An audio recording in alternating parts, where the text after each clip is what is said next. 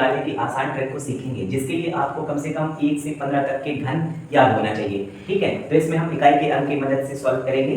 तो देखेंगे कि इकाई के अंक में यदि 0, 1, 4, 5, 6 और 9 है तो घनमूल में भी इकाई के अंक में कोई परिवर्तन नहीं होना है। यदि इसके अलावा 2, 3, 7 और 8 हैं तो इकाई के अंक में परिवर्तन होगा। 2 की जगह 8 होगा, 3 की जगह 7 होगा।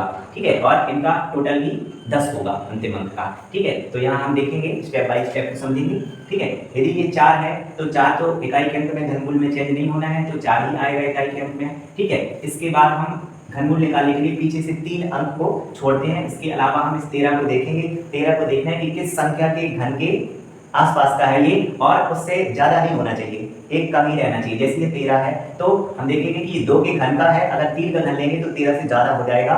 ठीक है, 27 हो जाएगा, तो हम 2 यहाँ पर रख देंगे और इस तरह ये 24 का घन हो गया। ठीक है, इसी तरह अंतिम में और देखेंगे, यहाँ पर 6 लिखा हुआ है। ठीक है, तो नो चेंज है, इकाई का अंक चेंज नहीं होना, घनमूल में ही 6 ही रहेगा। ठीक है, इसके बाद हम 3 अंक स्किप करेंगे।